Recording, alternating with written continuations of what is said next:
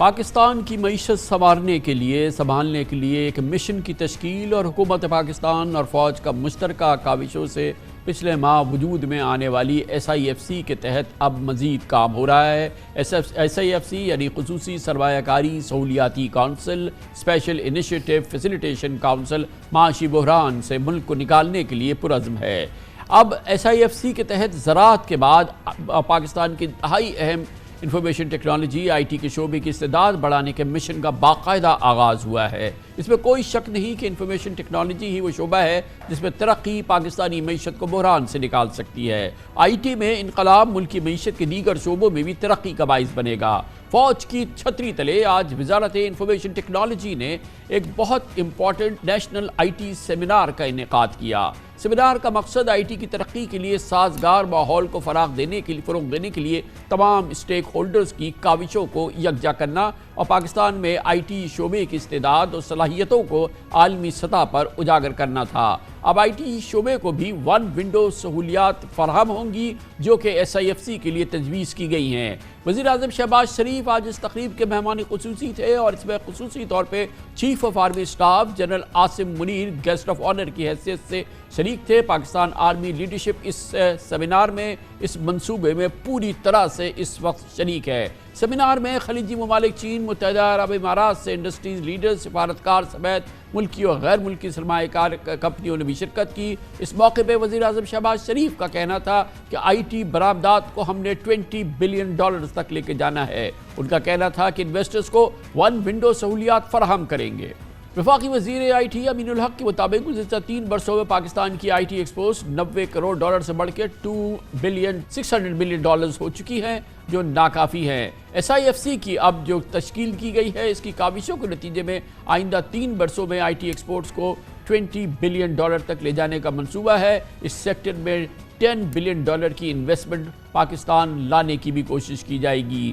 بہت اہم معاملہ ہے پاکستان کی ترقی کے لیے، یہ کنجی بن سکتی ہے، یہ کی بن سکتی ہے، خاص طور پہ پاکستان کی ایکسپورٹس گروتھ کے لیے۔ اس موضوع پہ بات کرتے ہیں، ہمارے ساتھ موجود ہے پاکستان کی سب سے ممتاز IT company systems limited Pakistan کے چیف ایگزیکٹو آفیسر جناب آصف پیر ہمارے ساتھ ہیں۔ آصف پیر صاحب یہ بھی اس سیمینار میں شریک تھے اور یہ بہت امپورٹنٹ بات ہے کہ سسٹمز لمیٹڈ کو مائیکروسافٹ نے نہ صرف پاکستان بلکہ UAE میں بھی اپنا پارٹنر قرار دیا ہے اور اس کا ایوارڈ دیا ہے اور یہ یقیناً ایک بہت بڑا ڈسٹنکشن ہے سسٹمز کی اور پاکستان کے لیے بھی۔ بہت بہت شکریہ آصف پیر صاحب، آپ کو بہت مبارک ہو، یہ مائیکروسافٹ کا ایوارڈ بھی آپ کو ملا۔ یہ فرمائیے گا کہ اس قسم کے دیکھیں سیمینار اور کانفرنسز اور تقریریں، یہ تمام چیزیں، اس کی تو کمی پاکستان میں کبھی نہیں رہی ہے۔ اس پروگرام میں ہم ہر 3 مہینے بعد کچھ اس قسم کی بات کر رہے ہوتے ہیں، گورنمنٹ کے انیشیٹوز کی بات کر رہے ہوتے ہیں، مگر یہ ماحول آنیسٹلی ایک کھوکھلا سا سسٹم رہتا ہے۔ آج کی یہ چیز جو ہے جس کو ابھی آپ مجھ سے کہہ رہے تھے کہ یہ بالکل ڈیفرنٹ اور بہت ہی اس میں انٹینسٹی اور بہت ایک جینوئننس نظر آئی، وہ کیوں؟ السلام علیکم کامران صاحب، سب سے پہلے تو آئی تھنک جو آپ نے کہا کہ اس طرح کا میں نے 10 سالوں سے میں ایونٹس اٹینڈ کر رہا ہوں آئی تھنک، بٹ اس سال جو ارینجمنٹ کیا گیا اور جس طرح کا آڈینس اکٹھی کی گئی اور اس کا جو اہتمام تھا آئی تھنک، اور ریکگنیشن ملی ہے، اور ریکگنیشن صرف IT ایکسپورٹرز کو نہیں ملی، ریکگنیشن ملی ہے فری لانسرز کو بھی ملی ہے، ریکگنیشن اسٹارٹ اپس کو بھی ملی ہے، ریکگنیشن فیمیل اینڈ وومن انٹرپرینرز کو بھی ملی ہے۔ تو یہ ایک واسٹ کوریج پہلی دفعہ میں نے دیکھی ہے، تو آئی تھنک اس میں تو کوئی شک نہیں ہے کہ this is one of the best execution from establishment and the IT ministry and the whole government, right? So اس کے تو آئی تھنک اس میں تو کوئی دو رائے نہیں ہے۔ آج جتنوں بھی لوگوں نے اٹینڈ کیا ہوگا I think everybody should be very positive about this. تو یہ اس طرح کے جو سیمینار کیا کرتے ہیں، دیکھیں ہمارے ملک کو پاکستان کا نیریٹو ہمیں شیپ کرنا، economic narrative, why Pakistan in IT۔ تو یہ میسیجنگ اب ہم نے اس سیمینار سے سٹارٹ اگر آپ نے لیا ہے اور اس کو ہم نے پھیلانا ہے دنیا میں۔ آئی تھنک آپ کے شو سے لے کے ہر بندہ جو ہمارے جیسے لوگ ہیں اور بھی establishment, government, foreign, I think سب کو یہ نیریٹو float کرنا چاہیے across the board in the world that Pakistan has been ready, now it has the support of government, establishment and the policies جو بنائی جائیں گی وہ consistent رہیں گی throughout, not just for the government to change۔ یہ ہے کہ یہ سب کچھ ہے، اب اس سلسلے میں I am sure کہ کیا کرنا ہے وہ بھی روڈ میپ کہیں چھپا ہوا نہیں ہے، بالکل کلیئر کٹ چیزیں ہیں جو کہ ہم نے کرنی ہے, لو ہینگنگ چیزیں ہیں جو کہ ہم آسانی سے جلدی کر سکتے ہیں, اور وہ جو آپ لوگوں کی بیسک ریکوائرمنٹ ہے, جو اس انڈسٹری کی جو بیسک ریکوائرمنٹ ہے اور آپ جیسی بڑی انڈسٹری کی جو بیسک ریکوائرمنٹ ہے, وہ بھی آپ نے ان کو گوش گزار کر دی ہوگی. اب اس پہ امپلیمنٹیشن کا مجھے جو ایک اچھا طریقہ نظر آ رہا ہے کہ یہ بیوروکریسی سے آزاد, یہ one window one stop operation کی بات کر رہے ہیں SIFC کے تحت. مجھے یہ بتائیے کہ اس کی ایکسیکیوشن اور اس کو فالو تھرو آج جو اتنی بڑی انیشیٹو ہوئی ہے, اس کا کوئی روڈ میپ بنا ہے؟ جی, روڈ میپ آئی تھنک یہ پاشا کے ساتھ ہماری جو ایسوسیشن ہے اس کے ساتھ کام کر رہے ہیں. I think government and bureaucracy and establishment all, but میں اس کی 3-4 باتیں آپ کو بتاؤں گا کہ اس کی ایگزیکیوشن جس طرح آپ نے کہا نا, وہ سب سے امپورٹنٹ ہے. اب سنگل ونڈو آپریشن کہنا, اور اگر آپ فرض کریں کہ مجھے صرف اپنے بزنس پہ فوکس کرنا ہے اور سارے freelancers they don't have to worry about کہ میرا بینک اکاؤنٹ کھلے گا نہیں آئے گا, ڈالر آئیں گے نہیں آئیں گے, جائیں گے کیسے, اور انویسٹمنٹس مجھے کرنی ہے باہر تو میں پیسے کیسے لے جاؤں, ایکویزیشن کرنی ہے تو کیسے لے جاؤں, ٹیکس کا کوئی ایشو ہے تو اگر یہ, اور STZA میں اگر ہمیں بینیفٹس لینے ہیں, تو اگر یہ ساری چیزیں سنگل ونڈو ایگزیکیوشن ہو جاتی ہے تو آپ سوچیں کتنا بڑا بینیفٹ ہے. انویسٹرز کو کانفیڈنس مل جائے گا, ہم جیسی کمپنیوں کو کانفیڈنس مل جائے گا کہ ہمیں صرف گروتھ پہ فوکس کرنا ہے, ہمیں ان چیزوں کی سوچنا بھی نہیں ہے. ہمارے جو بھی ایشوز ہوں گے آپ ان کو بتا دیں گے, وہ انٹرفیس کریں سینٹرل بینک سے, FBR سے, STZA سے, جس سے بھی کرنا ہے, منسٹری آف IT سے. سو ایک آپ کو بہت اچھی اپرچونٹی نظر آتی ہے, بٹ اس کو ایگزیکیوٹ کرنا ہے. اور میری تو یہ خواہش ہوگی کہ وہ جو یہ چیزیں ہوں یہ بھی ڈیجیٹائزڈ ہوں. پاکستان کی سب سے بڑی ویکنیس ہماری یہ ہے کہ ہمارے جو گورنمنٹ کے انسٹیٹیوشنز ہیں وہ خود ڈیجیٹائز نہیں ہیں. ہم کہتے ضرور ہیں ڈیجیٹل پاکستان, بٹ ہمیں سب سے پہلے کامران صاحب ہر ادارے کو ڈیجیٹائز کرنا ہے. ڈیجیٹائز ہونے کا مطلب کیا ہے؟ ہم جتنے بھی گورنمنٹ کے امپلائیز ہیں ان کو امپاور کرنا ہے کہ ان کے پاس ٹیکنالوجی ہو, وہ ٹیکنالوجی یوز کر کے اپنا کام کریں, ان کو یاد نہ رکھنا پڑے ٹیکنالوجی. اور یہ ڈیجیٹل پاکستان تو یہ گیم چینجر ہوگا, کیونکہ سب سے پہلے تو یہ انڈاکیومنٹڈ اکانومی کو ڈاکیومنٹ کر دے گا, ایفیشنسی لے آئے گا, ٹرانسپیرنسی لے آئے گا, یہ ساری چیز ہوگی تو ہماری GDP بڑھا دے گا. اور سر سب سے زیادہ آپ citizen is the customer of government, ان کو سروس ملے گی. ڈیجیٹل ٹرانسفارمیشن آپ کرتے کیوں ہیں کہ ہم کسٹمر ہیں گورنمنٹ کے, آپ لائسنس پر کوئی بھی چیز کریں, اگر یہ کر لیں گے تو اس سے کیا ہوگا کہ آپ کی مین پاور بڑھے گی. آپ یہاں پر چونکہ پاکستان 230 ملین کا کنٹری ہے, تو جو بھی چیز کریں گے وہ کمپلیکس ہوگی, اسکیل ہوگا, تو آپ جو بھی چیز یہاں یوز کیس کوئی بھی امپلیمنٹ کریں گے وہ باہر جا کے آپ ایکسپورٹ کر سکتے ہیں, کیونکہ آپ نے ٹیسٹ کیا ہوگا اتنے بڑے ڈیٹا سیٹ پہ, اور اس سے آپ کے مزید یوز کیسز نکلیں گے. تو ہمیں بہت تیزی سے انٹرنل کام بھی کرنا ہے. میری ریکویسٹ ہے MNCs سے, جو MNCs اب اپنا کام باہر سے کرواتی ہیں, why not bring the technology to IT. وہ اپنے ریجنز کو کیسے کنونس کریں کہ پاکستان کام. حالانکہ یہ میں جانتا ہوں کہ ہماری IT کمپنیز انکلوڈنگ آپ سسٹمز جو ہے وہ بڑی بڑی انٹرنیشنل کمپنیز جو ہیں وہ آپ کی کسٹمر ہیں. دنیا کی بڑی بڑی ملکوں کی کمپنیز جو ہیں, وہ گورنمنٹ کی کمپنیز جو ہیں وہ آپ کی کسٹمر ہیں. ماشاءاللہ یہ تو اتنا زبردست کام ہے کہ ہمیں اس کے لیے بہت کچھ کرنے کی نہیں ضرورت ہے, صرف ایک عزم مصمم ہو جائے کہ ہمیں ڈیجیٹل پاکستان. اور ہم نے سب کو انکریج کرنا ہے کہ پاکستان میں ٹیلنٹ ہے, پاکستانی ریسورسز کو یوز کرو, چاہے وہ لوکل ہو, چاہے وہ MNCs ہوں, چاہے وہ G2. اب دوسرا ایک امپورٹنٹ چیز ہے جو کہ بہت کیٹلسٹ کا رول ادا کر سکتا ہے. کام تو ہم نے ہی لینا ہے, لیکن جو G2B ریلیشن شپ ہے اور B2B ریلیشن شپ ہے, جو ہماری فورن منسٹریز ہیں, فورن ڈیلیگیٹس ہیں, ایمبیسیز ہیں, ان کو جا کے ریلیشن شپ پیدا کرنی ہے, ان کو بتانا ہے کہ پاکستان کو مارکیٹنگ کرنی ہے, پاکستان کو سیل کرنا ہے. وائی پاکستان, یہ نیریٹو جب سب لے کے جائیں گے آپ اور ریلیشن شپس بنائیں گے. دیکھیں میں آپ کو اگزامپل دیتا ہوں کہ سعودی عربیہ سے ہماری ریلیشن شپ اسٹیلر, رائٹ, ہمیشہ وہ ہیلپ ہوئی ہے ہمیں, رائٹ, لیکن ہمارا پاکستان کا ایکسپورٹ از لیس دین 1%. $50 ملین بھی ہم سعودی کو ایکسپورٹ نہیں کرتے. $100 ملین سے کم اسٹارٹ اپ میں انویسٹمنٹ آئی ہوگی. تو یہ اتنا لو ہینگنگ فروٹ ہے, آپ جا کے وہاں اپنی صرف تھوڑی سی ہم اپنی روڈ شوز کریں, وہاں پر ایفیشنسی لے کے آئیں, تو بے تحاشا وہ تو بلینز آف ڈالرز اسپینڈ کر رہے ہیں IT میں. وہ آپ نے نیوم سٹی دیکھا, ہر چیز IT کی طرف جا رہی ہے, وہاں تو ریولیوشن آ گیا ہے. تو اس طرح UAE ہے, اس طرح قطر ہے, all these GCC countries are spending tons of dollars, billions of dollars. وہ پاکستان آ سکتے ہیں اور وہ ہم بھی کوشش کر رہے ہیں, لیکن ظاہر ہے کیٹلسٹ میں کہہ رہا ہوں نا کہ اگر وہ گورنمنٹ اس پہ فوکس کرتی ہے, روڈ شوز کرتی ہے اور پاکستان کا نریٹو اور اسٹیبلٹی دکھاتی ہے کہ this is stable Pakistan, this is what branding is, Pakistan میں ٹیلنٹ ہے اور کوالٹی ہے, ایچ آر ہے, اور سب سے important cost effective I T outsourcing destination دنیا میں ان میچنگ ہے, یہ ان میچنگ ہے. I can challenge, this is what we have. سارے انگریڈینٹ جب ملاتے ہیں نا تو اٹس ان میچڈ, سارے ingredients, not just the cost but everything included, we are unmatched. یہ ہمارے پاس ایک ایسٹ ہے, ہم اس جنکچر پہ ہیں, جتنا کام ہم اس پہ کریں نا اتنا کم ہے. اور دوسری سائڈ پہ ٹیلنٹ, آئی تھنک آپ نے, میں نے پچھلے شوز میں بھی آپ کو بتایا تھا, یہ پاکٹس میں ساری ٹریننگز ہو رہی ہیں, ہر ادارہ چھوٹے چھوٹے چھوٹے کام کر کے اس کو سائلوز کو برج کرنا ہے. کوئی کہتا ہے میں یہ کر رہا ہوں, کوئی کہتا ہے میں یہ کر رہا ہوں. یہ انڈسٹری کو الائن کر کے ہم نے ماس لیول پہ یونیورسٹیز کو اکاؤنٹیبل ٹھہرانا ہے, جو گریجویٹس نکل رہے ہیں سارے ٹیلنٹ کو سنکرونائز کرنا ہے, سائلوز کو برج کرنا ہے. اگر سب اپنے اپنے پاکٹس میں کرتے رہیں گے تو وہ رزلٹ نہیں آئے گا. کیونکہ اگر آپ یہ ہم لوگ جو فوکس اور یہ ویژن مجھے نظر آ رہا ہے اب جو SIFC کا ہے, اگر اس کو الائن کریں تو ہم نے hundreds of thousands of people کو صحیح والی ٹریننگ دینی ہے, ناٹ جسٹ ٹک باکس کی ہم نے ڈیجیٹل ایسی تھوڑا بہت ٹرین کر دیا, وہ $100 کما رہے ہیں. ہمیں اپنے بچوں کی ایلڈ بڑھانی ہے. ہر بندہ $20-25 ہزار اگر کمائے تو آپ سوچیں کہ کتنا فرق پڑ سکتا ہے اکانومی کے. بہت شکریہ جناب آصف پیر, CEO سسٹمز لمیٹڈ پاکستان کی سب سے بڑی IT کمپنی. وزیر اعظم شہباز شریف اعلان کر چکے ہیں کہ حکومت اپنی مقررہ مدت یعنی 12 اگست سے پہلے رخصت ہوگی. گویا آئین کے مطابق الیکشن کمیشن کے پاس 90 روز یعنی نومبر کا وقت ہوگا جس میں عام انتخابات کرانے ہوں گے. تاریخ بہرحال الیکشن کمیشن آف پاکستان کو دینی ہے اور اس کے لیے 90 روز پورے کرنے کی بہرحال شرط نہیں ہے. دلچسپ بات ہے کہ حکومت ابھی تک اس معاملے پر کلیئر نہیں ہے کہ 4 ماہ بعد ہونے والے انتخابات اس سال کی جانے والی نئی مردم شماری کی بنیاد پر ہوں گے, یعنی کہ تازہ ترین جو ہمارے پاس اعداد و شمار ہیں, یا 6 سال پرانی 2017 کی پرانی مردم شماری کی بنیاد پر.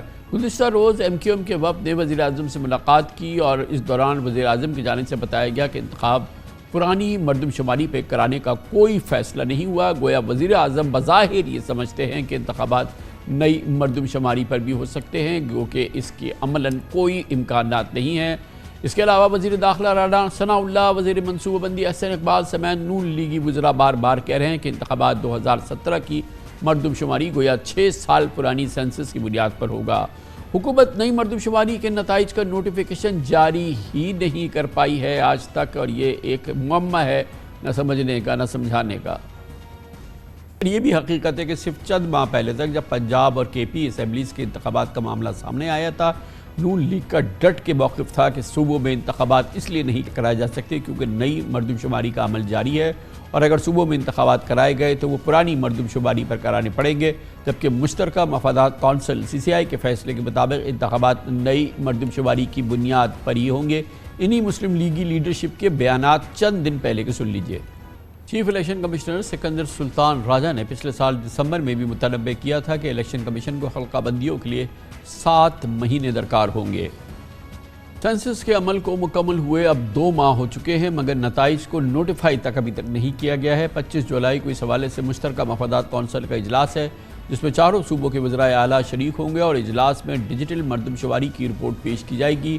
نتائج کی منظوری پر ہی حلقہ بندیوں کا عمل شروع ہوگا. صاف ظاہر ہے کہ حکومت کی رخصتی اور انتخابات اگر 90 روز میں ہونا ہے تو حلقہ بندیوں کا عمل مکمل نہیں ہو سکتا. دوسری جانب 35 ارب روپے سے کی جانے والی پہلی ڈیجیٹل مردم شماری پر حکومت میں شامل اتحادی پارٹیوں کو بھی اعتراض ہے, خصوصاً کراچی کی آبادی جسے سینسس کے بعد 1,90,00,000 گنا گیا ہے. اس پر سیاسی جماعتی سمیت شہری منصوبہ ساز محققین تحفظات کا اظہار کر رہے ہیں. مردم شماری کے مطابق 2017 کے بعد 6 برسوں میں پاکستان کی مجموعی آبادی میں تقریباً 4,25,00,000 اضافہ ہوا ہے. اب یہ 24,95,00,000 ہو گئی ہے. پرانی مردم شماری 6 سال پرانی مردم شماری پہ الیکشن 2023 ہونا, ان حوالے سے اس کے اثرات اور اس کے نقصانات پر ہم بات کریں گے. ہمارے ساتھ موجود ہے جناب احمد بلال محبوب, ایگزیکٹو ڈائریکٹر پلڈاٹ. بہت بہت شکریہ احمد بلال محبوب صاحب. یہ بتائیے گا کہ ہمیں تو بڑے افسوس کی ایک صدمے کی بات ہے کہ الیکشن ہو رہے ہیں 2023 میں اور سینسس کے بنیاد پہ, یعنی کہ جو مردم شماری ہے وہ 6 سال پرانی ہم استعمال کر رہے ہیں, جبکہ ابھی ہمارے پاس نتائج موجود ہیں جو 3 مہینے پہلی تازہ ترین مردم شماری ہوئی ہے، اس کی بنیاد پر بہت ساری امپورٹنٹ جو ہیں وہ فیصلے ہونے ہیں، نئی حلقہ بندیاں ہونی ہیں، ریسورسز کی ڈسٹریبیوشن ہونی ہے. یہ تمام چیزیں جو ہے وہ ایک طرح سے غلط ہو گئیں، جبکہ یہ نئی مردم شماری ہمارے پاس اویلیبل ہے. کیا اس سے نقصانات ہوں گے اگر ہم 6 سال پرانی مردم شماری کی بنیاد پہ، سینسس کی بنیاد پہ اب الیکشن کرانے جا رہے ہیں؟ بہت شکریہ کامران خان صاحب. دیکھیے، یہ جو مردم شماری ہے یہ نارمل حالات میں تو 10 سال کے بعد ہوتی ہے، اور ہمارے کیس بھی تو ہم اسے بہت لمبے عرصے کے بعد کرتے رہے ہیں، 20 سال کے بعد بھی کرتے رہے ہیں. اصل سوال یہ ہے کہ نئی مردم شماری جس پہ 34 بلین روپے خرچ ہو چکے ہیں، اب اگر اس کا فیلڈ ورک مکمل ہو گیا ہے تو اب اس کو کیوں نہیں الیکشن کے لیے استعمال کیا جا سکتا؟ اس کے لیے جو بنیادی بات سمجھنے کی ہے کہ اس کو کرنے کے لیے اگر آپ حلقہ بندیاں کرنا چاہیں تو اس سے پہلے آپ کو آئین کے اندر ترمیم کرنی پڑے گی. آپ کا آئین کا جو آرٹیکل 51(3) ہے اس میں ایک ٹیبل دیا گیا ہے جس میں مختلف صوبوں کی نیشنل اسمبلی کی جو سیٹیں ہیں ان کی تقسیم دکھائی گئی ہے. اب اگر مردم شماری میں آبادی بدل گئی ہے، جو کہ ظاہر ہے بدل گئی ہے، خاص طور پہ بلوچستان کی تو بہت واضح طور پہ تقریباً ڈبل ہو گئی ہے، تو اس کا مطلب ہے کہ ہر صوبے کی آبادی کے حساب سے نئی تقسیم ہوگی نیشنل اسمبلی کی سیٹس کی. اب اگر آپ اس کو آئینی ترمیم نہیں کر پاتے، جو کہ اس وقت ہمارے پاس قومی اسمبلی میں مطلوبہ تعداد ہی نہیں ہے، تو پھر حلقہ بندیوں کا کام آگے نہیں بڑھ سکتا. اس لیے یہ سب سے بڑی مجبوری ہے، ورنہ یہ نوٹیفیکیشن ہو جائے اور اس کے بعد آپ حلقہ بندیاں کر سکتے ہوتے تو وہ کر لیتے. اچھا، اب اس کے نتیجے میں بہرحال آپ نے بتایا پریکٹیکلی امپاسبل ہے کہ نئی مردم شماری کی بنیاد پر ہم الیکشن کرائیں، لیکن اس کے نتیجے میں کیا نقصانات ہوں گے اگر ہم کہیں، کیونکہ ایک بڑی تعداد جو ہے اس کو گنا نہیں جا رہا ہے، وہ اس میں شمار میں نہیں ہے، وہ ریسورسز میں اس کو اپنا حصہ نہیں ملے گا، اور ظاہر ہے کہ ایک بنیادی طور پہ ایک سیاسی کانفیگریشن جو ہے وہ اصل جو اس کی عکاسی ہونی چاہیے وہ نہیں ہوگی. دیکھیے، اس وقت جو نقصان ہوگا وہ تو صرف اتنا ہوگا کہ جن صوبوں کی سیٹیں نیشنل اسمبلی کی بڑھنی چاہیے تھیں اس نئی مردم شماری کے مطابق وہ نہیں بڑھ پائیں گی. اس وقت کا نقصان تو صرف اتنا ہے. جہاں تک ووٹرز کا تعلق ہے اس کا کوئی تعلق مردم شماری سے نہیں ہے. جو نئی ووٹر لسٹ 20 جولائی کو یعنی آج کے دن جو اختتام ہوگا، اس کے بعد جو ووٹر لسٹ بنے گی وہ تمام کے تمام رجسٹرڈ ووٹرز نئے انتخاب میں ووٹ ڈال سکیں گے، ان کا کوئی نقصان نہیں ہے. جو وسائل کی تقسیم ہے وہ ظاہر ہے جب نئی قومی اسمبلی وجود میں آ جائے گی اور آئینی ترمیم ہو جائے گی تو پھر وہ نئے وسائل کی تقسیم اسی کے مطابق ہوگی جو نئی مردم شماری اپروو ہوگی. اس لیے فی الحال نقصان تو صرف نیشنل اسمبلی کی سیٹوں میں کمی بیشی کا ہی ہے. مگر بلال صاحب یہ فرمائیے گا کہ چلے یہ بات سمجھ میں آ گئی، لیکن کیا یہ ناممکن تھا کہ جب یہ مردم شماری مکمل ہو گئی 2 ماہ پہلے کہ فوری طور پہ اس کو نوٹیفائی کر دیا جاتا اور پھر یہ الیکشن کمیشن کے پاس چلی جاتی اور وہ اس کا کام شروع کر دیتے؟ تو لگ بھگ ہم کافی حد تک کام کر چکے ہوتے تھے اگر ذرا محنت زیادہ کی جاتی. یہ تو تساہل اور شاید جان بوجھ کے اس بات کو یقینی بنایا گیا کہ نئی مردم شماری کا ذکر ہی نہ ہو نئے الیکشن میں. میرے خیال میں تو یہ بد انتظامی اور لا علمی کی ایک بہت اعلیٰ مثال ہے. دیکھیے، جب اپریل 2022 میں پی ٹی آئی کے ممبرز 125 کے قریب استعفیٰ دے چکے تھے قومی اسمبلی سے، تو اس کے بعد سے قومی اسمبلی میں یہ مطلوبہ تعداد موجود نہیں تھی جس کے ذریعے سے کانسٹیٹیوشنل امینڈمنٹ ہو سکتی. لہٰذا اس کے بعد تو یہ 34 بلین ڈالر خرچ کر دے 34 بلین روپے خرچ کرنے کی ضرورت نہ تھی. لیکن بہرحال یہ لا علمی تھی یا ایک بدنیتی تھی یا کچھ بھی تھا، لیکن یہ سارا ایکسرسائز اگر یہ 2 مہینے پہلے نوٹیفائی بھی کر دیتے تو ہمارے پاس تو تعداد نہیں تھی کانسٹیٹیوشنل امینڈمنٹ کی. اصل مسئلہ تو کانسٹیٹیوشنل امینڈمنٹ کا ہے، اور یہ جو تمام ماہرین ہیں جو ہمارے رہنما ہیں یہ اس بات کو بیان نہیں کر رہے. ان کو چاہیے کہ وہ یہ بات کہیں کہ یہ ہمارے ہاں کانسٹیٹیوشنل امینڈمنٹ نہیں ہو سکتی. مجبوری یہ ہے، اگر 3 مہینے پہلے 4 مہینے پہلے بھی نوٹیفائی کر دیتے تو فائدہ نہیں ہونا تھا، کیونکہ اپریل 2022 کے بعد سے قومی اسمبلی میں تو تعداد ہی نہیں ہے کہ کانسٹیٹیوشنل امینڈمنٹ کر سکتی. بالکل صحیح ہے. بہت بہت شکریہ.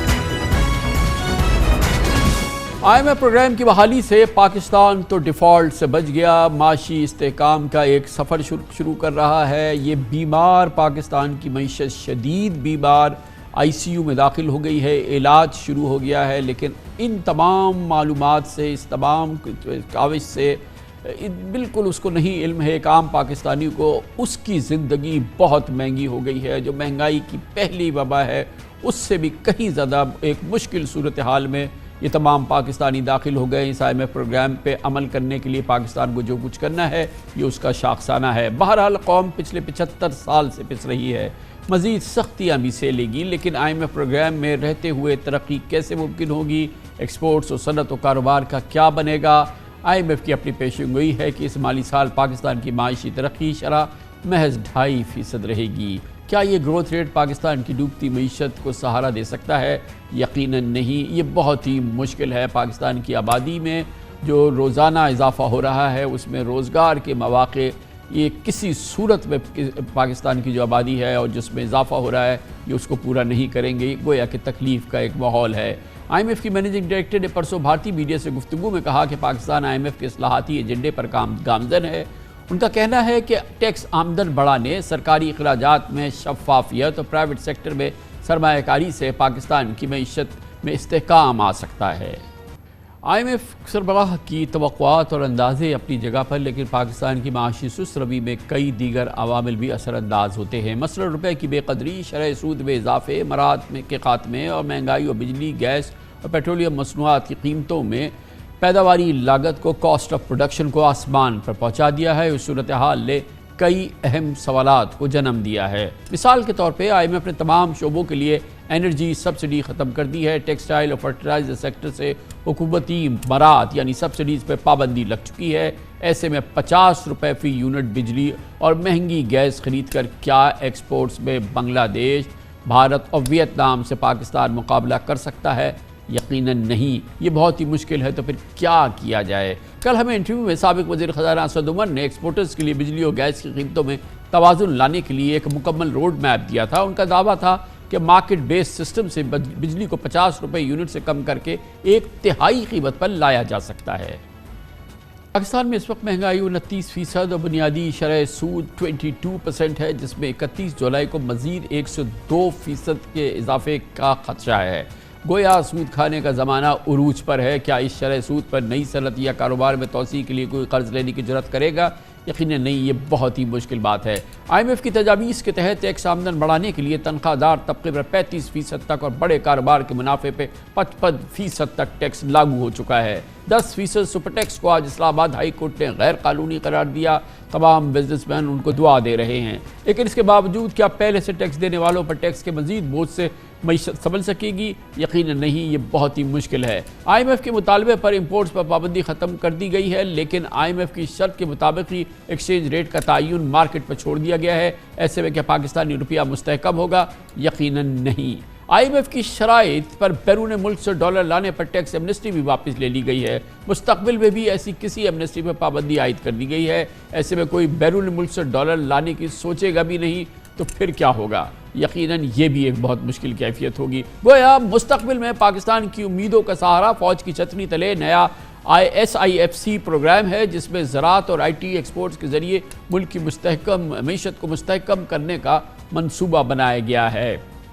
یہ پاکستان کے لیے ایک بہت بڑا چیلنج، پاکستان کی معیشت کے لیے ایک بہت بڑا چیلنج۔ پاکستان کی معیشت اپنے علاج کے لیے اسپتال میں اس کے ICU میں تو داخل ہو گئی ہے، اگر اس دوران جو پاکستان پہ اور اس مریض پہ گزرے گی وہ اس کی اپنی حقیقت ہے، لیکن اس کے باوجود پاکستان کی ترقی کا، معاشی ترقی کا پہیہ چلایا جائے، پاکستان کی ایکسپورٹس کو مستحکم بنایا جائے، اس میں اضافہ کیا جائے، پاکستان میں FDIs باہر سے سرمایہ کاری آئے، پاکستان میں کاسٹ آف ڈوئنگ بزنس کم ہو، پاکستان میں صنعتی گروتھ آئے، کیا یہ کب سب کچھ ممکن ہے یا نہیں؟ اس پر ہم بات کریں گے، اور اس کے لیے ہمارے ساتھ کاروباری، پروفیشنل، حکومتی اور ایک وزارت کی حیثیت سے یا وزیر کی حیثیت سے جو رائے کمبائن ہو سکتی ہے، ڈاکٹر مفتاح اسماعیل سابق وزیر خزانہ ہمارے ساتھ ہوں گے، اور گوہر اعجاز ہمیں کاروباری اور ایکسپورٹس کے پوائنٹ آف ویو سے جو IMF کا چیلنج ہمارے سامنے ہے اس پر ہماری بات ہوگی۔ گوہر اعجاز صاحب، یہ فرمائیے گا کہ آپ نے ہماری گفتگو سن لی ہے، IMF پروگرام میں ہم داخل ہو گئے ہیں، پہلے ہی ہماری ایکسپورٹس کے لیے بڑے شدید مسائل تھے، اور اب آپ کو کوئی سبسڈی وغیرہ تو ملے گی نہیں, اور یہ 50 روپے یونٹ کی بجلی ہے, یہ گیس ابھی مزید مہنگی ہونے جا رہی ہے, آئندہ 2-4-5 دن کے اندر اس کا آپ کو اطلاع مل جائے گی. تو اس کے بعد کیا یہ پھر آپ کس کو بیچیں گے, کیا بیچیں گے, اور کیسے یہ کام کیسے چلے گا؟ فی الحال تو مجھے نہیں سمجھ میں آ رہا کہ ہماری ایکسپورٹس کی گروتھ کیسے ہوگی, اور آپ لوگوں کو کیسے آپ کمپیٹ کریں گے بنگلہ دیش سے, ویتنام سے, انڈیا وغیرہ سے. Thank you very much Kamran صاحب. سب سے پہلے تو جو ہے وہ میں ایک بات کہوں گا آج پروگرام میں کہ ہمارا یہ مریض بیمار نہیں ہے, یہ ہمارا ہسپتال بیمار ہے. جو آپ نے بات بتائی ہے کہ مریض ہسپتال میں داخل ہے, یہ پاکستان ایک پہلا ملک ہوگا جس میں یہ ٹرمینالوجی یوز کی جا رہی ہے کہ مسئلہ ہماری گورنمنٹ کا ہے, مسئلہ بزنسز کا نہیں ہے. اگر بزنسز کا مسئلہ ہوتا تو پچھلے سال 6% GDP گروتھ نہ ہوتی. اگر مسئلہ بزنسز کا ہوتا تو بزنسز جو ہے پچھلے سال جو 2022 گزرا ہے ریکارڈ انکم نہ دکھاتے. مسئلہ تو تھا بیلنس آف پیمنٹ کا اور اس کی مینجمنٹ کا. جو میں کہہ رہا ہوں ہسپتال بیمار ہے, بیمار جو ہے وہ مریض نہیں ہے. تو ہمیں بیمار ہسپتال کا علاج کرنا ہے کہ اصل مسئلہ اس کی مینجمنٹ کا ہے, ہسپتال کی مینجمنٹ کا, کہ وہ مریضوں کو بھی بیمار کر رہا ہے جو ہسپتال جا رہے ہیں, اور پکڑ کے ان مریضوں کو بھی لا رہا ہے جو مریض نہیں ہے. اب ٹیکسٹائل انڈسٹری تو مریض نہیں تھی, ہم $19.5 بلین پہ کھڑے تھے, $12.5 بلین سے اٹھ کے ہم نے 3 سال میں 19.5 کر دی. میں نے جو ہے اس کو ٹرف کا پروگرام ہم بہت ڈسکس کرتے رہے ہیں. ٹرف کے پروگرام میں $5 بلین کی نئی صنعت لگی. پہلی دفعہ جو ہے ہم نے 10 سال میں نئی کیپیسٹی ایڈ کی جو کہ $10 بلین اور ایکسپورٹ کرنے کی طرف جا رہی تھی. مطلب ہم $25 بلین کا ٹارگٹ بنا کے, مگر اب مجھے ہمارے کو کہا گیا کہ جناب گور اعجاز صاحب کہ یہ کیپیسٹی چلے بن گئی, پہلے تو مجھے اور قسطوں میں پوچھوں گا, پہلے تو مجھے کاسٹ بینیفٹ ریشو دیجیے گا. یہ $3 بلین جو ہم نے ٹرف پہ خرچ کیے اور اس کو جو اس پہ انٹرسٹ جو تھا وہ ہم نے 10 سال کے لیے فریز کر دیا, 4% یا 3.5% کا جو آپ کو ملا ایک تو وہ, اور آج 22% کا انٹرسٹ ہو گیا ہے. وہ ہم اس کی شرح, اس شرح پہ ہم وہ واپس کر رہے ہیں. گورنمنٹ جو ہے وہ ایک سبسڈی کی صورت میں 150 ارب یا 200 ارب کے قریب جو خرچ کر رہی ہے. ایک تو یہ منطق میری سمجھ میں سمجھائیے مجھے کہ اس کی کاسٹ بینیفٹ ریشیو کیا ہے. دوسری چیز یہ فرمائیے گا کہ جب یہ کیپیسٹی آپ نے کھڑی کر دی جس سے آپ 25 بلین ایکسپورٹ لے کے جائیں گے تو اس کے لیے کاٹن کہاں تھی؟ جب آپ کر رہے ہیں, پچھلے سال تو ہم نے 6 ملین بیل کی کاٹن ہماری پروڈیوس ہوئی ہے. تو یہ ہمارے پاس کاٹن امپورٹ کرنے کے لیے تو ڈالر نہیں ہے. جب کاٹن ہی نہیں ہے تو یہ اسٹل مشینری کا ہم کریں گے کیا؟ تو یہ جو ٹرف کا پورا جو فارمولا ہے وہ پریکٹیکلی جو ہے وہ اس وقت جو ہے اس کا تو ہمیں معاف کیجیے گا نقصان ہی ہو رہا ہے, کیونکہ 150-200 ارب روپے تو ہم ڈفرینشیل انٹرسٹ ریٹ پہ ہم ادا کر رہے ہیں, یہ حکومت پاکستان دے رہی ہے. جی بڑا اچھا آپ کا پوائنٹ آف ویو ہے اور بڑی اچھی ڈیبیٹ اس پہ ہوتی رہی ہے پچھلے دنوں. میں تھوڑی سی اس پہ روشنی ڈال دوں عام لوگوں کے لیے. یہ حکومت نے ایک کاروبار کیا بزنس کمیونٹی سے, اور کاروبار یہ کیا کہ 7% کا پالیسی ریٹ تھا, اور اس نے کہا کہ تم جاؤ اور 3% کم ریٹ پہ پالیسی ریٹ سے جو کہ 4% بنے گا, تمہارے کو میں 10 سال کے لیے فکس لون دینے کو تیار ہوں. جاؤ جا کے مشین امپورٹ کرو گے, اس مشین کو جو امپورٹ کرو گے اس کے اوپر تمہیں قرض ملے گا یہ پالیسی ریٹ سے 3% نیچے, اور باقی پیسہ تو تم نے جو زمین خریدنی ہے, بلڈنگ بنانی ہے, انفرا, وہ تم اپنے پیسے سے بناؤ گے. یہ 60-40 کا ریشیو بنتا ہے. تو 480 ارب روپے حکومت نے دیے اور 300 ارب روپے صنعت کاروں نے لگائے, اور حکومت نے سوچ سمجھ کے اس وقت کی یہ فیصلہ کیا. اسٹیٹ بینک کے گورنر نے, حفیظ شیخ صاحب اور رضا باقر صاحب تھے, دونوں اکانومسٹ تھے, بڑے سمجھدار ہیں, کہ آئیں اور صنعتیں لگائیں تاکہ ہم ملک میں کیپیسٹی انکریز کریں. نہ اس وقت کسی کو نہیں پتا تھا کہ ملک میں جو ہے یہ ہمارا ملکی جو ہے ہم کہیں گے کہ جناب ہم بیمار ہو گئے. تو اس وقت کی پالیسی ریٹ کا جو فیصلہ تھا اس کے گورنر اسٹیٹ بینک کا, اس کی فائنانس منسٹری کا, اس کا مقصد تھا کہ کیپیسٹی ملک میں لگائی جائے. آج پالیسی ریٹ ہم نے بڑھا دیا کیونکہ کرنسی ڈی ویلیو ہو گئی 180 روپے سے 300 روپے. جو ڈی ویلیویشن ہو گئی اس کی وجہ سے امپورٹڈ انفلیشن آیا. امپورٹڈ انفلیشن کو کنٹرول کرنے کے لیے ہم نے IMF ریسیپی کے تحت انٹرسٹ ریٹ بڑھایا جس کا کوئی تعلق حقیقت سے نہیں ہے, اور انٹرسٹ ریٹ 7% کا آج 22% ہو گیا. یہ بھی ایک کہانی ہے کہ جو میں بار بار کہتا ہوں کہ ہمارے یہاں ڈیمانڈ پل انفلیشن نہیں ہے, کاسٹ پش انفلیشن ہے. آپ علاج کر رہے ہیں ایسی بیماری کا جو کہ بیماری IMF نے اس کا علاج بتایا اور ہمیں کرنا ہے اس کا علاج کیونکہ ہمارے پاس پیسے نہیں ہیں. جیسے وہ کہیں گے ویسے کریں گے, لیکن ڈیمانڈ پل انفلیشن نہیں ہے میرے ملک میں. ایسا نہیں ہے کہ چیزیں خرید رہے ہیں لوگ جا کے پیسے بھرما رہے ہیں اور جو ہے اس کی وجہ سے مہنگائی ہو رہی ہے. اس ساری کی وجہ سے سود کا ریٹ ہم نے 22% کر دیا. آج حکومت کے اوپر, آج میں یہ بیٹھ کے کہہ رہے ہیں کہ اس کی کاسٹ جو سودا حکومت نے بیچا صنعت کاروں کو 7% کے اوپر, آج اس کا کاسٹ جو ہے 22% ہو گئی ہے. بالکل ٹھیک ہے اس کی بڑھ گئی ہے, لیکن اس نے تو صنعت لگا دی ہے. آج 14% کا اس 480 ارب روپے کے اوپر کیلکولیٹ کریں گے تو جو ڈفرینشل بنتا ہے وہ 80-90 ارب بنتا ہے, 150-160 ارب نہیں بنتا. اب دوسری بات پہ آ جاؤں کہ ہم نے پروو کر دیا کہ $12.5 بلین کی ایکسپورٹ, ایک ریجنل انرجی ٹیرف دیا ہم نے بجلی کا, اور اس کی کاسٹ 2.5% حکومت کو آئی, صرف 2.5%, اور ہم نے ایکسپورٹ 19.5 کر دی, $7 بلین بڑھا دی, $7 بلین سالانہ. اب ہمارے پاس جو ہے نئی کیپیسٹی, میں نے جیسے کہا کہ نئی کیپیسٹی لگ گئی کہ ہم اس کو 25 پہ لے جائیں. اب پچھلے سال روئی کی کراپ فیل ہو گئی, ہماری کراپ 15 ملین بیل کی کراپ سے ہم نے $19.5 بلین کی ایکسپورٹ کی تھی, مطلب $1.3 بلین پر ملین بیل. ہماری جب کراپ شارٹ ہو کے 5 ملین بیل رہ گئی تو میرے پاس صرف $6.5 بلین کی روئی تھی, اور مجھے روئی منگانے کی اجازت نہ ملی, کم ملی, جس کی وجہ سے میں جو روئی باہر سے لا سکا وہ روئی 6 سے 7 ملین بیل لا سکا, اور میری کنزمپشن 13 ملین بیل رہ گئی, جس سے میں نے 16.5 کی ایکسپورٹ کی. میں نے اس سال مارچ میں اپنی حکومت کے ساتھ مل کے کام کیا ہے, 32 لاکھ ایکڑ سے بڑھا کے روئی کی جو کاشت ہے 50 لاکھ ایکڑ ہو گئی ہے. سندھ کے اندر بھی کاشت جو ہے وہ 16 لاکھ ایکڑ اس سال ہو چکی ہے, 66 لاکھ پہ ہم سمجھ رہے ہیں. جو پچھلے سال 50 لاکھ بیل ہوئی تھی, 1.40 کروڑ گٹھڑی ہم امید کر رہے ہیں ملک میں ہوگی جو روئی کی کاشت ہے. اس روئی کی کاشت سے میں نے جیسے ملک میں کہا کہ ہر ملین بیل سے میں $1.3 بلین ایکسپورٹ کرتا ہوں, تو مجھے واپس $19 بلین جانے کے لیے کسی کاٹن کی ضرورت نہیں ہے. اس سال 1 سال ہم نے مل کے کام کیا ہے, تو یہ اسی دھرتی سے یہ روئی جو 5 ملین اچھا, اب یہ مجھے بتائیے کہ سچویشن ہے گور اعجاز صاحب, وہ یہ ہے کہ اب آپ کو بجلی میں کوئی سبسڈی تو ملے گی نہیں, اب آپ کو گیس میں کوئی سبسڈی نہیں ملے گی, اب یہ کوئی 7.5 سینٹ کی بجلی بھی نہیں ملے گی, یہ 50 سینٹ کی لینی ہے, 55% آپ نے اس پہ ٹیکس بھی دینا ہے. وائبل ہے اب یہ آپ کی ایکسپورٹس, آپ کی انڈسٹری, اس میں کوئی گروتھ یا کوئی سینیریو, یا بھی ہم ویٹ کریں گے جب تک IMF پروگرام کہیں ہم کسی بہتر صورتحال میں داخل ہوتے ہیں, یہ ریلیکسڈ ہوتا ہے پروگرام, اس کے بعد پھر ہم بات کریں گے اپنے نظام کو چلانے کی. فی الحال تو ہم بستر پہ لیٹ جائیں اور لحاف اوڑھ لیں.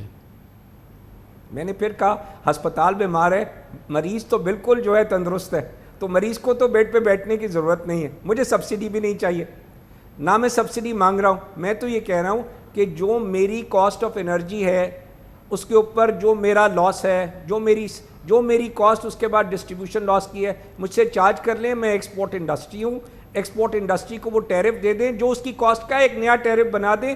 IMF کیوں منع کرے گا آپ کو؟ IMF تو یہ منع کر رہے ہیں سبسڈی نہ دو. میں تو سبسڈی مانگ ہی نہیں رہا, میں تو کہہ رہا ہوں میرے سے کاسٹ لے لیں, مجھ سے پروفٹ لے لیں, یا کوئی مجھے پاور پلانٹ ڈیڈیکیٹ کر دیں کہ اس کا پاور پلانٹ سے میں ڈائریکٹ بجلی. مگر گور صاحب ابھی آپ نے اسد عمر صاحب سے سنا کہ ایک اس کا طریقہ کار ہے, ایک انہوں نے ایک وے آؤٹ بتایا کہ جی کہ بجلی کی جو ٹیرف ہے تباہ کن جو ہے, اس کو کیسے مینیج کیا جا سکتا ہے. 0.1 to 0.2 اگر آپ اس کو جہاں سے لے رہے ہیں, جس کو بیچ رہے ہیں, اس کا خرچہ, ویلنگ کا خرچہ لگا کے اس کو بجلی بیچ دے تو 1/3 ٹیرف ہو جائے گا. اور اسی حوالے سے گیس کی بھی انہوں نے بات کی ہے. ڈویبل ہے یہ چیزیں کہ اب کیونکہ اب ہمیں کچھ نہ کچھ تو کرنا ہوگا, کیونکہ اس صورتحال میں اگر اپنے ہاتھ پہ ہاتھ رکھ کے بیٹھ گئے تو صرف IMF کو ہی دیکھا کریں گے, باقی تو کچھ نہیں ہوگا. خان صاحب, اسد عمر صاحب نے بہت سمجھداری کی بات کی ہے. یہ بات ہم آپ اگر پروگرام پہ لیں تو میں یہ آپ کے پروگرام میں 6 مہینے سے کر رہا ہوں کہ مجھ سے میری کاسٹ لے لیں 0.1 to 0.2, جہاں سے انرجی پروڈیوس ہو رہی ہے پاور پلانٹ سے میرے تک جہاں تک پہنچ رہی ہے, اس کی جتنی کاسٹ ہے مجھ سے لے لیں, پروفٹ بھی لے لیں, بٹ کسی اور کا لاس, کسی اور کیا جو ہے وہ نان پیمنٹ, کسی اور کو آپ نے جو سبسڈی وہ مجھ سے نہ لیں, ایکسپورٹ انڈسٹری سے اور جنرل انڈسٹری سے بھی, کیونکہ جنرل انڈسٹری بھی جب بند ہوتی ہے تو امپورٹ ہونی شروع ہو جاتی ہے, تو انڈسٹری کا ٹیرف علیحدہ کر دیں. اگر نہیں کر سکتے کسی بھی وجہ سے, آپ کہتے ہیں ہم سے آپ نے سبسڈی دلوانی ہی ہے, جو کہ آج 16 روپے خود کیلکولیٹ کر کے بتا رہے ہیں کہ 16 روپے انڈسٹری سے سبسڈی یہ جو ہے کنزیومرز کو دلوا رہے ہیں جو ان کے لاسز ہو رہے ہیں سسٹم میں. اگر وہ 16 روپے مجھ سے لینا ہی ہے تو میں بول رہا ہوں کہ مجھے بھائی آپ مجھے سسٹم سے علیحدہ کر دیں, نہ بنائیں میرے لیے ٹیرف, اور مجھے کوئی پاور پلانٹ دے دیں 1300 میگا واٹ کا, ایک سندھ میں دے دیں, ایک پنجاب میں دے دیں, میں صنعتوں کو ان پاور پلانٹ پہ ڈائریکٹ لے جاؤں, ویلنگ چارج مجھ سے لے لیں, مجھ سے 3 روپے 10 پیسے کا آپ نے ویلنگ چارج ڈٹرمن کیا ہوا ہے کے پی کے لیے, مجھ سے ویلنگ چارج لے لیں, اور ویلنگ چارج لے کے مجھے علیحدہ کام کرنے دیں, مجھے کیوں پھر سسٹم میں رکھتے ہیں. تو معاملات کے آسان حل موجود ہیں. تیسرا دیکھیں, جہاں دنیا تکلیف آتی ہے آپ پرائرٹی دیتے ہیں. اگر آج آپ گیس کے اندر اپنے فیصلہ یہ کرنا ہے کہ میں نے چولہوں میں جلانی ہے یہ گیس, تو قطر میں بھی نہیں جلتی جہاں گیس جو ہے وہ پروڈیوس ہوتی ہے, تو ہم نے جو ہے اگر ہیٹرز میں جلانی ہے تو فیصلہ کر لیں 3000 MMCFD آج بھی گیس ہے, فرسٹ پرائرٹی صنعت کو دے دیں, تو گیس کا مسئلہ بھی حل ہو جائے گا. کوئی سبسڈی نہیں ہے, جو گھر میں پروڈیوس ہوتا ہے اس کی پہلی پرائرٹی دے دیں صنعت کو, جاؤ بھائی پروڈیوس کرو, ملک کے لیے ایکسپورٹ کر کے لاؤ. ہم نہ پروڈیوس کر کے لائیں, آج ملک کی ایکسپورٹ اگر $30 بلین ہے, اگر ملک کی ایکسپورٹ نہ ہو جائے $100 بلین 5 سال میں, مجھے پرائرٹی دے دیں ہمارے نیچرل ریسورس. چلیں دیکھتے ہیں کہ کوئی اس کو سنتا ہے, اس پہ عمل کرتا ہے, یا یہ تمام باتیں قابل عمل بھی ہیں یا نہیں. کمرشل بریک, اس پر بات کرتے ہیں. اب اس کے لیے ہمیں جوائن کر رہے ہیں, ماہرانہ رائے لیتے ہیں, حکومتی, سیاسی اور تجارتی ملی ہوئی رائے ہمیں دیں گے سابق وزیر خزانہ مفتاح اسماعیل. چھوٹے سے وقفے کے بعد.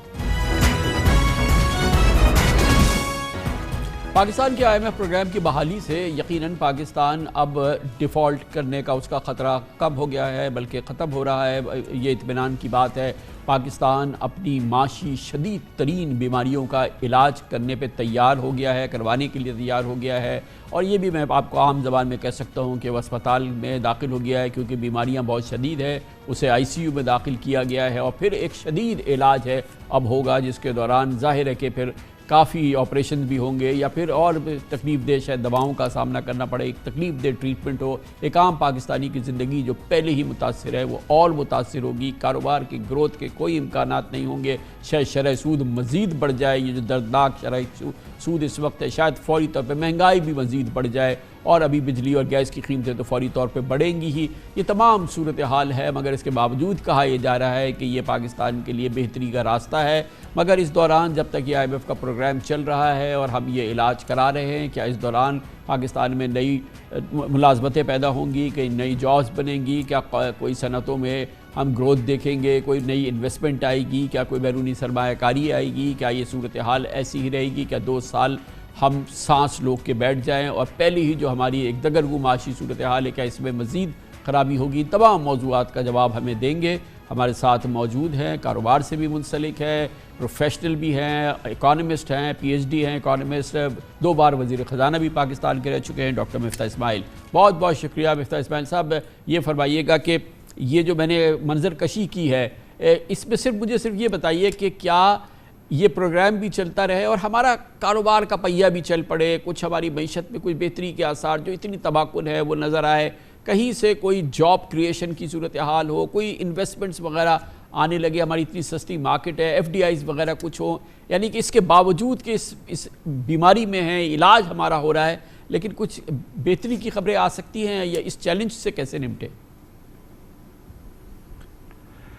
جی کامران بھائی بہت شکریہ. میرے خیال سے بہتری کی خبریں آ سکتی ہیں اور آنا شروع ہو گئی ہیں. اگر آپ دیکھیں تو 10-12% ہماری مارکیٹ بڑھ چکی ہے, جس کا مطلب ہے کہ $5 بلین سے تو ہماری اسٹاک مارکیٹ بڑھ گئی ہے, اور اس کا مطلب ہے کہ کمپنیاں بھی بہتر ہوئی ہوں گی, دیگر کمپنیاں بھی بہتر ہوئی ہیں. تو یہ اس میں تو کوئی ڈاؤٹ نہیں ہے کہ ایک مرتبہ جب آپ IMF کے پروگرام میں آ گئے اور آپ نے ڈیفالٹ کے خطرے کو ٹال دیا ہے, تو پھر اس کے بعد آپ بہتری کی طرف جا رہے ہیں. اب اگر ہم جو یہ ریفارمز کر لیتے ہیں جو IMF کے پروگرام میں ہیں, اور یہ 9 مہینے میں تو نہیں ہو سکیں گے, اوبیسلی آپ کو اگلے 3 سال بھی چاہیے, لیکن یہ 9 مہینے میں IMF کے ٹریک پہ رہ کے ایک اور پروگرام میں کر لیتے ہیں, تو پھر انشاءاللہ تعالی ہم ضرور آگے نکلیں گے. اور گیون آور ہیوج پاپولیشن, دیکھیں معیشت تو چل سکتی ہے, معیشت چلانا پاکستان میں اتنا مشکل نہیں ہوتا ہے, لیکن جو بار بار مسئلہ آتا ہے وہ یہ ہوتا ہے کہ ہم کرنٹ اکاؤنٹ ڈیفیسٹ میں پھنس جاتے ہیں, دیگر چیزوں میں پھنس جاتے ہیں. اب اس وقت کرنٹ اکاؤنٹ ڈیفیسٹ بھی کنٹرول میں ہے.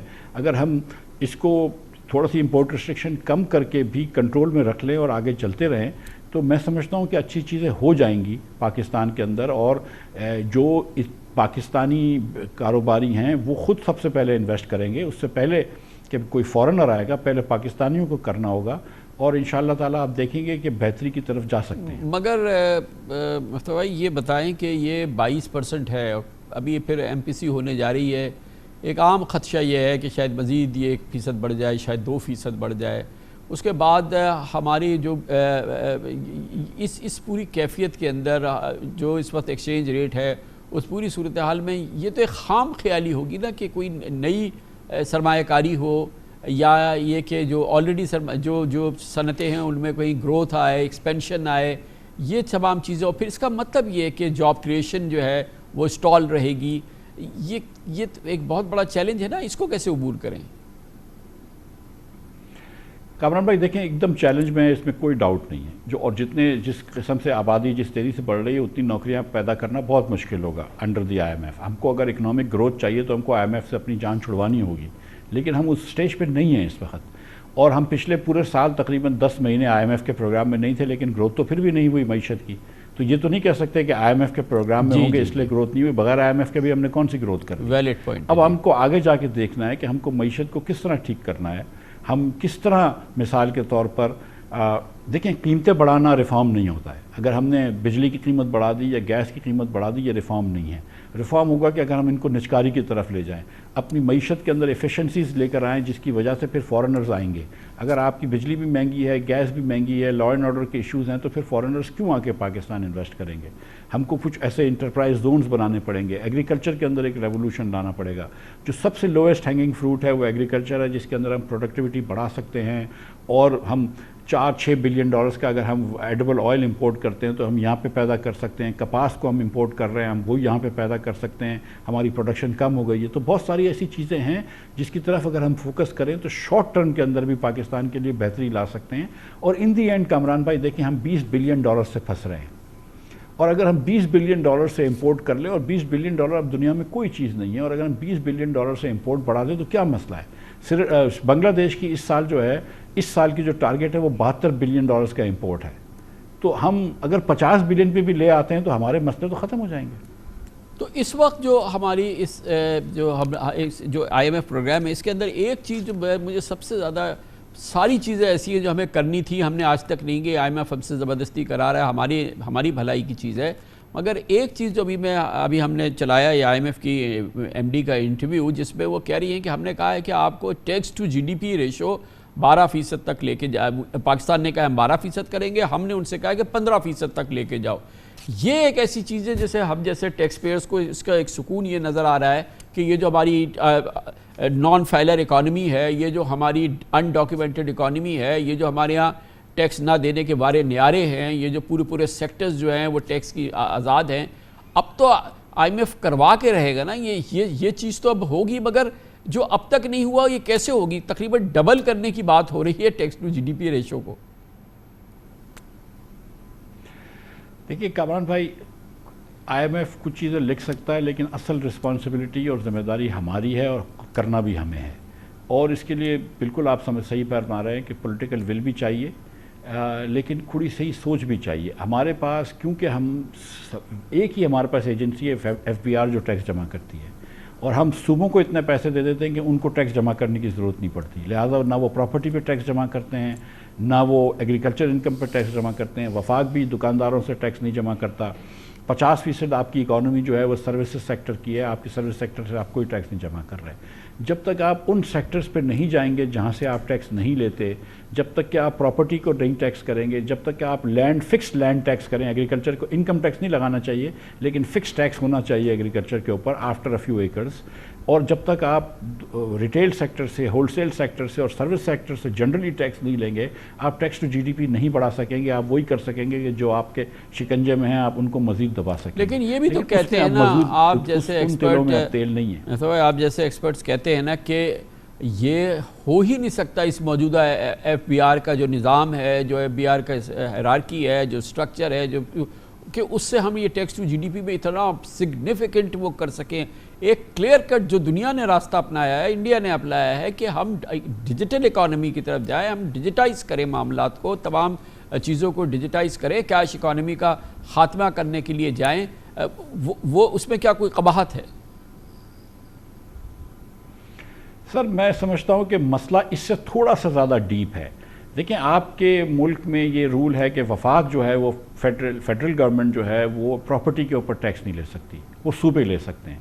लेकिन क्योंकि आप सूबों को इतने पैसे दे देते हैं वो NFC के तहत कि सूबों को ज़रूरत ही नहीं पड़ती, और टैक्स लेना तो ज़ाहिर है किसी को अच्छा नहीं लगता, तो सूबे प्रॉपर्टी टैक्स नहीं करते, और इसी तरह सूबे जो है वो एग्रीकल्चर के लैंड के ऊपर टैक्स नहीं करते।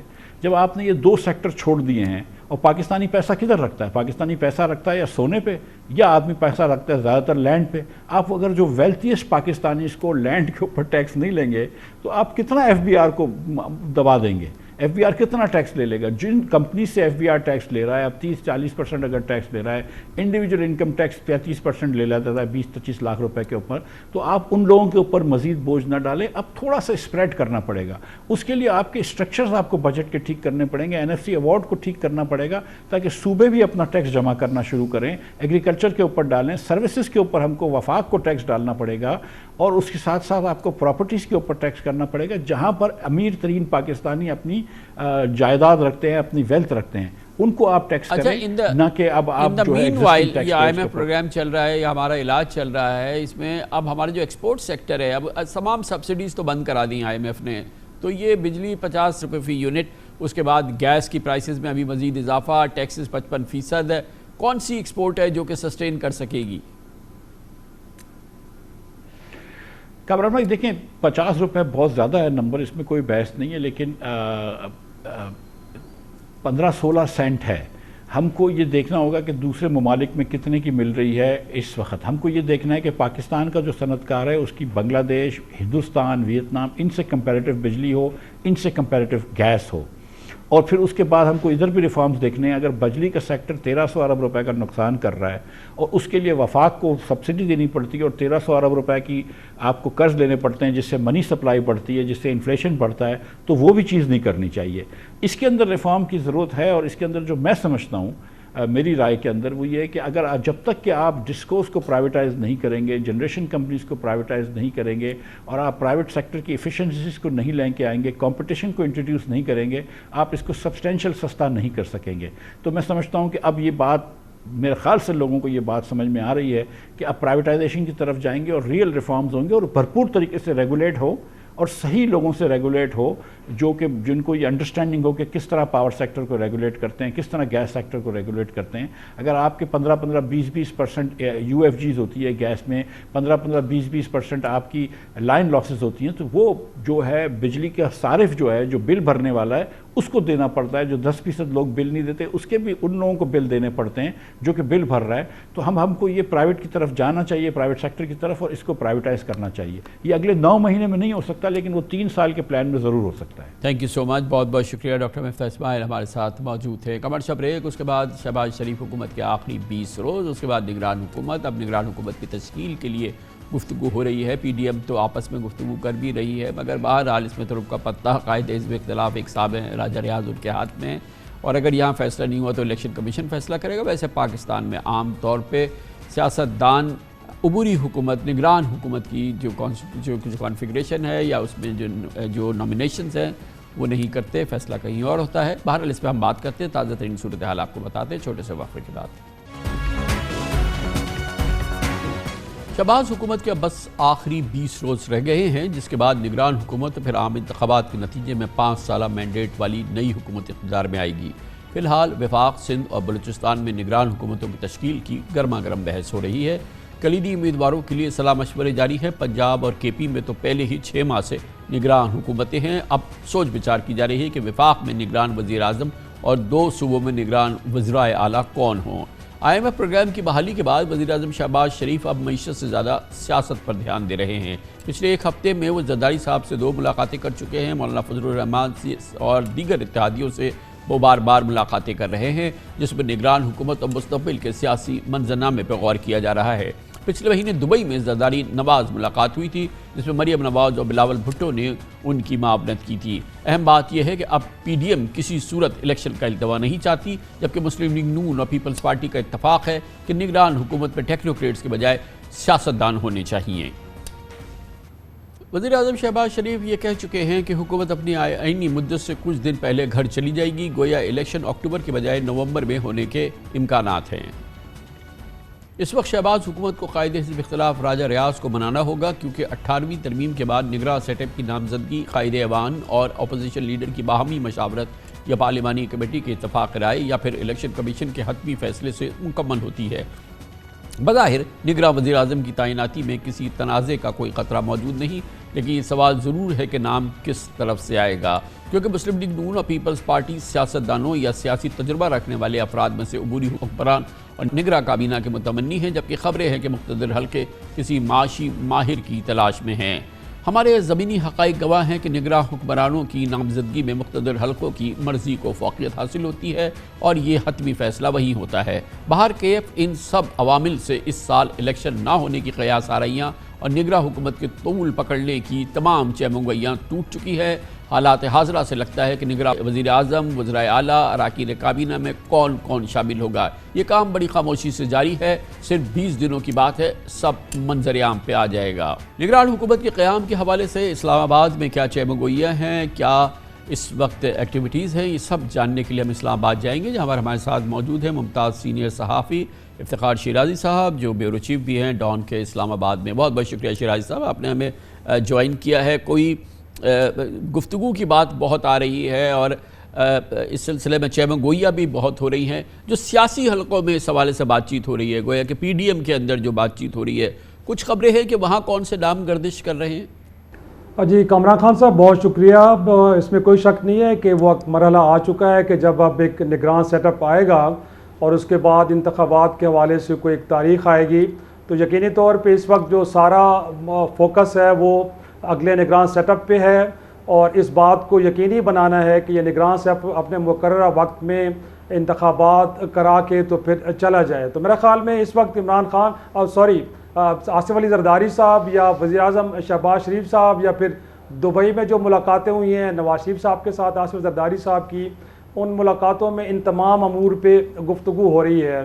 لیکن جو آپ نے اپنے ابتدائی میں بھی بات کی، گویا کہ ایک خدشہ کہیں نہ کہیں یہ موجود ہے کہ کہیں ایسا نہ ہو کہ نگران سیٹ اپ کہیں طوالت اختیار کر جائے، اور اس کی وجوہات کوئی بھی ہو سکتی ہیں۔ تو لہٰذا اس وقت جو سیاسی قیادت ہے وہ اس بات پہ فوکس کر رہی ہے کہ نگران سیٹ اپ کے اندر جو بھی شخص آئے اس کا کوئی بیک گراؤنڈ سیاسی ہونا چاہیے، کوئی ٹیکنوکریٹ نہیں ہونا چاہیے، اور اگر آگے چل کے کسی قسم کی کوئی دباؤ کی کیفیت بنتی بھی ہے، کوئی پریشرز آتے بھی ہیں، تو وہ ایک طرح سے اس دباؤ کی کیفیت میں ثابت قدم رہے۔ ایک امپورٹنٹ بات یہ ہے کہ ضرور باہم پی ڈی ایم اس سلسلے میں جو مشورہ کر لے، زرداری صاحب کر لیں، نواز شریف صاحب کر لیں، یہ کسی نام کے نتیجے پہ بھی پہنچ جائیں، آئینی طور پر بھی ان کی تو چل نہیں سکتی۔ اس کے لیے پھر قائد حزب اختلاف جو آج راجہ ریاض ہیں، ان کا بہرحال اس میں ان کی منشا شامل ہوگی، اور اگر راجہ ریاض صاحب اس نام کو ڈسمس کر دیں تو پھر تو فیصلہ الیکشن کمیشن میں چلا جائے گا، جیسا کہ پنجاب اور کے پی کے معاملات میں ہوا، اور پھر وہاں پر جو حکومت بنتی ہے وہ پھر پی ڈی ایم کی تو نہیں بنے گی۔ گویا کہ حکومت کون سی ہو، کس کی ہو، کون نگران وزیر اعلیٰ ہو، وفاق میں، بلوچستان میں، سندھ میں کیا کانفیگریشن ہو، یہ فیصلہ بہرحال یہ ہم نہیں کہہ سکتے کہ پی ڈی ایم کی قیادت کے ہاتھ میں ہے۔ یقیناً بالکل جو آپ نے ایک انالیسس دیا ہے اس میں کوئی شک نہیں ہے کہ ہم نے اس سے پہلے بھی دیکھا ہے کہ صوبائی حکومتوں میں بالخصوص پنجاب کے اندر جب وہاں کی حکومت اور اپوزیشن میں اتفاق نہیں ہوا تو پھر یہ معاملہ الیکشن کمیشن میں گیا اور بالآخر وہاں سے ایک نام کا انتخاب کیا گیا۔ تو میرے خیال میں سیاستدانوں کے پاس اس میں کوئی شک نہیں ہے کہ سپیس بڑی کم ہے، اور اسی بات کو لے کے متفکر بھی ہیں، اور جو چیموگائیاں ہو رہی ہیں ان کو بڑے غور سے سنا بھی جا رہا ہے، اور کیونکہ لگتا یہ ہے کہ شاید مقتدر حلقوں کے حساب سے چیزیں ابھی تک اس انداز میں نہیں سیٹل ہوئی جیسے کہ ہونی چاہیے، اور وہ ماحول نہیں بن پایا کہ جس میں الیکشن کا انعقاد ہو۔ تو میں سمجھتا ہوں کہ ایک تو یہ وجہ ہے، اور دوسرا یہ ہے کہ ان سیاسی جماعتوں کو لگتا ہے کہ ہم نے کچھ الیکشن ایکٹ کے اندر جو ترامیم کی ہیں اس کے بعد اب سپیس ان کے ہاتھ میں بڑی کم رہے گی، بالخصوص جو الیکشن کی تاریخ کے حوالے سے خان صاحب معاملہ ہے، اب وہ خالصتاً چیف الیکشن کمشنر کے پاس چلا گیا ہے، اور اس سے پہلے ہم نے دیکھا ہے کہ جب پنجاب اور خیبر پختونخوا میں الیکشن کے انعقاد سے معاملہ سپریم کورٹ میں تھا تو اس حکومت ایک نئی نظیر قائم کی، گویا کہ 90 دن سے آگے لے کے چلے گئے ان انتخابات کو، اور ساتھ میں جو دو وجوہات بیان کی گئی، گویا کہ ایک فائنانشل کنسٹرینٹس، گویا کہ پیسے نہیں ہیں، اور دوسرا آیا کہ سیکیورٹی کے لیے مسلح افواج کی خدمات میسر نہیں ہیں، اور اس سارے جو وجوہات ہیں اس کو اب تم پارلیمان سے قرارداد کے ذریعے ایک سپورٹ بھی دے چکے ہیں. تو میرے خیال میں اب سیاستدانوں کو یہ بھی ایک خطرہ لاحق ہے کہ کہیں ایسا نہ ہو کہ ان میں سے کوئی ایک وجہ آگے چل کے بھی الیکشن کے التوا کا باعث بنے اور مور امپورٹنٹلی پرائم سیٹ کے اوپر پرائم منسٹر کی سیٹ کے اوپر کوئی ایسا شخص آ جائے کہ جو شاید اس التوا کو سپورٹ دینے میں اپنا کردار ادا کرے, اور ساتھ میں الیکشن کمیشن جو پہلے ہی ان وجوہات کو جائز قرار دے چکا ہے اور سپریم کورٹ میں اپنے جواب میں یہ بتا چکا ہے. اب جو بھی نگران حکومت آئے اس بات کو اس نے یقین دہانی کرنی ہے کہ جو سیاسی فرنٹ پہ احتسابی عمل ہو رہا ہے وہ جاری رہے, کیونکہ احتساب ایک بڑا امپورٹنٹ ایلیمنٹ رہتا ہے اور نگران حکومت کو اس کو روا دوا رکھنا ہے. تو اس میں نگران وزیر اعظم کا ایک بہت اہم کردار ہوگا جو کہ اس قسم کے فیصلوں میں شریک رہے. اور پھر بہت ہی کلیدی سب سے کرٹیکل بات یہ ہے کہ IMF کا پروگرام ہے, اس کو جاری رکھنا ہے اور ان 3 مہینوں میں بہت کچھ کرنا ہے, خالی بیٹھ کے دیکھنا نہیں ہے, بہت کچھ کرنا ہے. تو سب سے اہم شخصیت جو ہوگی وہ وزیر خزانہ کی ہوگی, اور جو کہ تنہا ہوں گے اور جن کے پاس پورا اختیار ہوگا کہ وہ IMF پروگرام کو لے کے آگے بڑھیں. نہیں, اس میں کوئی شک نہیں ہے بالکل کہ اس سارے 3 ماہ کا یا 2 ماہ کا جتنا بھی ایک وقت ہوگا اس میں کوئی شک نہیں ہے کہ وزیر خزانہ کی ذمہ داریاں بڑی کلیدی نوعیت کی ہوں گی, اور بالکل خصوص جو آپ نے بات کی ہے IMF پروگرام کی اور اس کی کنڈیشنز کو لے کے چلنا, کیونکہ میرا خیال میں اس حوالے سے بھی ایک ٹائم فریم ضرور موجود ہے جس میں IMF یہ چاہتا ہے کہ جو کمٹمنٹس دی گئی ہیں وہ اس سے وقت سے آگے نہ جائیں. تو میرا خیال میں وہاں پہ تو یقینی طور پہ ایک ایسا شخص چاہیے کہ جو پاکستان کی معیشت کی پیچیدگیوں کو سمجھتا بھی ہو اور پھر ان کنڈیشنز کے اوپر, ان شرائط کے اوپر عمل درآمد کے حوالے سے ایک لائن آف ایکشن بھی بنائے. بہت شکریہ جناب افتخار شیرازی ہمارے ساتھ موجود ہیں.